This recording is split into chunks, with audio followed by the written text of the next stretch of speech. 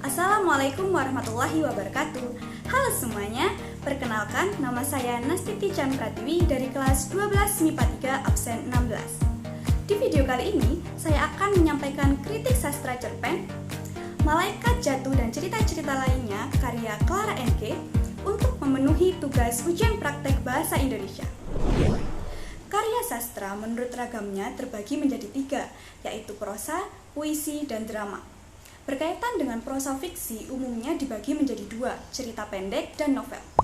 Buku berjudul Malaikat Jatuh dan cerita-cerita lainnya karya Clara NK ini berisi 10 cerita pendek yang 7 diantaranya sudah pernah diterbitkan dalam media cetak kisaran tahun 2007 hingga 2008. Dibuka dengan cerpen yang menjadi judul utama buku ini, Malaikat Jatuh, kisah Mana dan Mai. Dua tokoh utama dalam cerita ini menjalani lakon ibu anak yang getir. Mereka berdua dikutuk karena mengambil sesuatu yang bukan miliknya, jantung dan darah manusia bersayap. Manusia bersayap adalah makhluk terberkati yang hidup di ketinggian pegunungan Titimus. Orang biasa yang memakan jantung manusia bersayap konon akan mendapatkan keabadian dan tidak akan mati. Karena keabadian itu, mereka yang terus hidup merupakan yang paling sering merasakan kehilangan. Oleh sebab itu, sejatinya keabadian merupakan kutukan. Itulah yang dialami Mana, ibu yang dikutuk untuk hidup abadi. Mana, perempuan yang usianya lebih dari 750 tahun, telah sekian kali mengalami kehilangan. Berkali-kali Mana mengalami pahitnya kehilangan suami, anak, keluarga, dan sahabat. Berkabung, mengantar mereka ke pemakaman. Mana jenuh dengan semua itu, dia tidak mau lagi kehilangan. Tetapi, lagi-lagi Mana dihadapkan oleh satu kenyataan yang mengancam akan merenggut orang yang dia cintai. Mai, anaknya, terancam mati karena mengidap virus yang pernah membunuh suaminya beberapa tahun lalu. Diyakini, tidak ada yang dapat mengobati penyakit Mai kecuali manusia bersayap. Itulah yang membuat Mana pada akhirnya memberikan darah Beppu, manusia bersayap yang cacat dan terdampar di bumi karena hanya memiliki satu sayap kepada anaknya Mai. Karena rasa cintanya dan perasaan takut kehilangan lagi, Mana tidak peduli pada risiko yang akan diterima anaknya kelak jika meminum darah manusia bersayap. Dan benar saja, malapetaka pun dimulai di sini. Berbeda dengan memakan jantungnya yang dapat memberikan kutukan berupa keabadian, meminum darah manusia bersayap akan mengutuk manusia menjadi buas. Manusia biasa yang meminum darah manusia bersayap akan menjadi makhluk yang haus darah. Tak butuh waktu lama, Mai pun mendapatkan kutukan itu dan berubah menjadi gadis kecil yang haus akan darah. Satu malam, setelah meminum darah manusia bersayap, bocah kecil itu membunuh tetangganya, sepasang suami istri beserta bayinya, dengan cara menggigit tenggorokan mereka dan menghisap seluruh darahnya. Mai sendiri tidak sadar melakukan perbuatan mengerikan itu karena dia telah dikutuk. Hanya ada satu cara untuk melepaskan kutukan dari tubuh Mai, yaitu dengan membakarnya.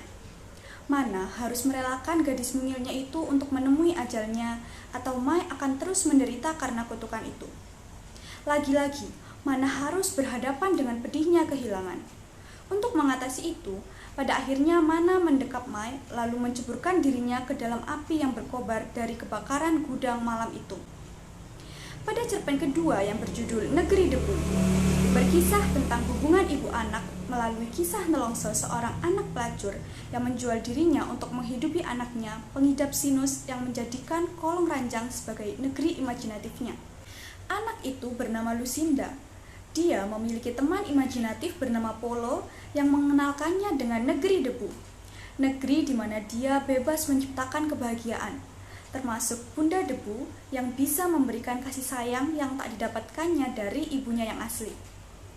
Lucinda sangat betah berada di dunia debu sebab di sanalah dia mendapatkan teman dan perhatian yang selama ini dia impi-impikan ada pada ibunya. Karena telah sepenuhnya tenggelam dalam dunia debu, apapun yang terjadi di kamar dan di atas ranjang, anak kecil itu tidak pernah tahu dan peduli. Hingga pada akhir cerita, anak malang itu harus menerima kenyataan bahwa di atas ranjang, ibunya telah mati dibunuh oleh lelaki asing. Semua sudah terlambat setelah polisi mengeluarkannya dari kolong ranjang. Cerita-cerita berikutnya makam, di Uluwatu, laba, hutan sehabis hujan, akhir, dan bengkel Las Bu Ija sama juga memiliki benang merah itu, yaitu pahit getir hubungan ibu dan anak. Kumpulan cerpen dalam buku Malaikat Jatuh dan cerita-cerita lainnya karya Clara NG yang diterbitkan pertama kali oleh Gramedia Pustaka Utama pada tahun 2017 ini mengajak para pembaca menjajaki dimensi batin yang lain dari hubungan ibu anak, sesuatu yang sungguh sakral dan suci. Dikatakan lain karena jika biasanya hubungan ibu anak berkonotasi pada romantisme, kedamaian, kebahagiaan, keceriaan, dan memberikan kesan manis, cerita-cerita dalam buku ini secara imajinatif menyelami pahit getir hubungan itu. Buku ini berkisah mengenai cinta ibu anak yang dilematis, kelam, muram, serta dipenuhi air mata dan darah. Buku ini melalui daya cipta imajinatifnya mencoba mengajukan suatu kenyataan bahwa betapa ringkihnya hubungan ibu anak dalam beberapa aspek dan kalangan. Anak-anak terutama sekali merupakan subjek yang tidak berdaya dari keringkihan hubungan itu. Mereka seringkali menjadi korban dari muramnya cinta seorang ibu.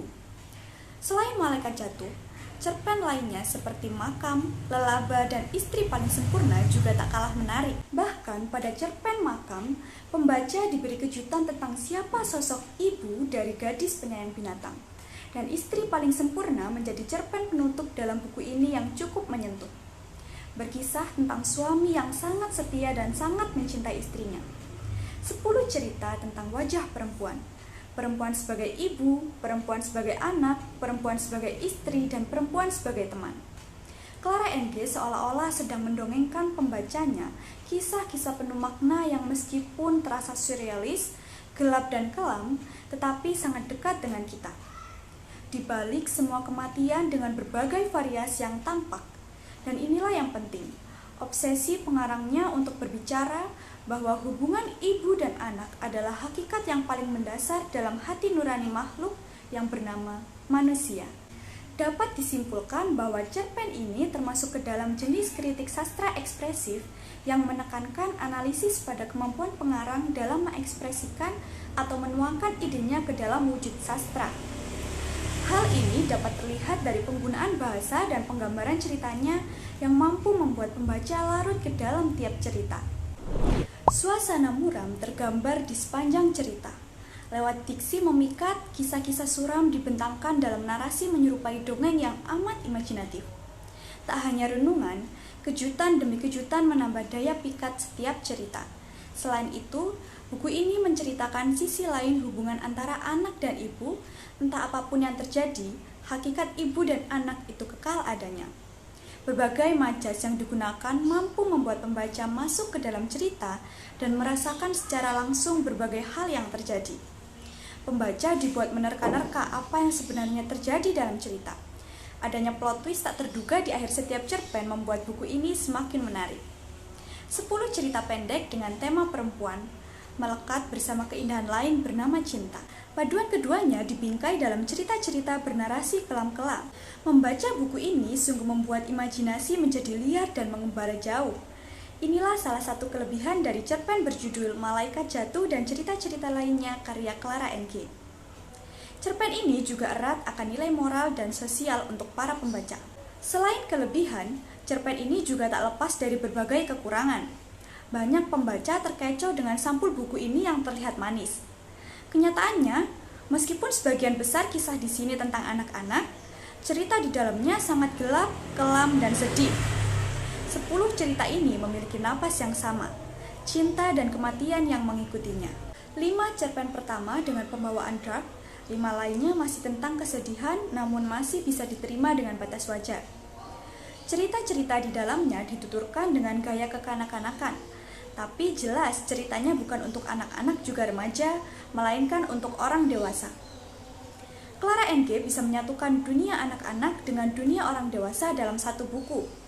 Sayangnya, beberapa cerita seperti Di Uluwatu dan Hutan Sehabis Hujan kurang meninggalkan sesuatu yang semestinya bisa menjadi sebuah keunikan yang mengesankan. Ada beberapa cerita yang kurang menunjukkan konflik sehingga alur cerita terkesan monoton. Dalam penyampaian cerpen ini, pengarang tidak menjelaskan karakter tokoh secara mendalam, sehingga dibutuhkan kemampuan khusus bagi pembaca untuk menafsirkannya. Karena cerpen ditulis dengan ringkas dan rata-rata hanya berkisar 10 halaman, pembaca yang kurang jeli akan gagal menangkap amanat dari setiap cerpen ini. Itulah pembahasan saya mengenai kritik sastra cerpen Malaikat Jatuh dan cerita-cerita lainnya karya Clara NG.